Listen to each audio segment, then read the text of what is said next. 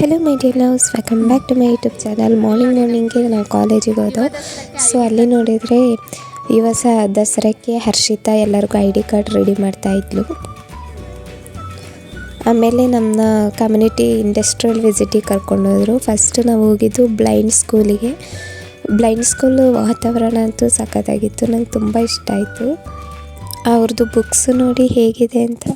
ಯಾರೇ ಬಂದು ಏನೇ ಮಾಡಲಿ ಎಲ್ಲದಕ್ಕೂ ದಿವ್ಯ ಮೌನ, ರೆಂಬೆಕೊಂಬೆ ಚಿಗುರುವಲ್ಲಿ ಕಡಲಿರುವ ಚೇತನ ಅಲ್ವಾ. ಆಮೇಲೆ PUCಗೆಲ್ಲ ನಮ್ಮದೇ ಕಾಲೇಜಸ್ ಎಲ್ಲ ಇರಲ್ಲ, ಈ ಥರ ಸೈಟೆಡ್ ಕಾಲೇಜ್ಗೆ ನಮ್ಮ ಮಕ್ಕಳು ಸೇರ್ತಾರೆ. ಅವಾಗ ಏನಾಗುತ್ತೆ, ಅವರು ಯಾವ ಥರ ಓದೋದು ಅಂತ ಹೇಳಿ ಕೊಡ್ತಾಯಿದ್ರು.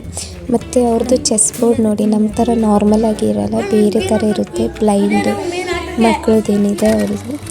ಮತ್ತು ಇದೊಂದು ಸ್ಲೇಟ್. ಈ ಬೋರ್ಡಲ್ಲಿ ಅವರು ಬರೆಯೋದಾಯ್ತಾ, ಈ ಬೋರ್ಡ್ ಇಲ್ಲದೆ ಅವರಿಗೆ ಬರೆಯೋಕ್ಕಾಗಲ್ಲ.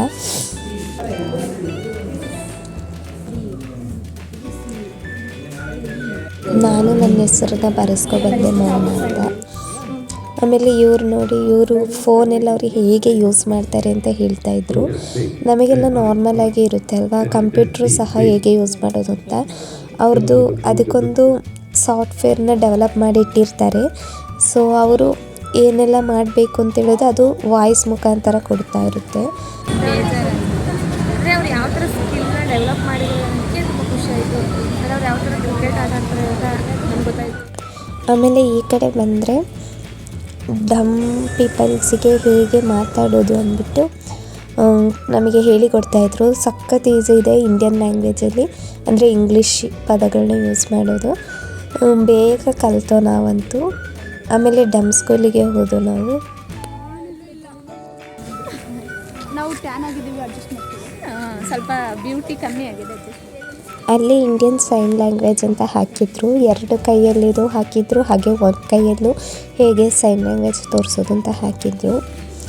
ಸಖತ್ ಸೈಲೆಂಟ್ ಇತ್ತು ಪ್ಲೇಸ್ ಮಾತ್ರ. ಇದು ಡಮ್ ಆ್ಯಂಡ್ ಡಫ್ ಸ್ಕೂಲು.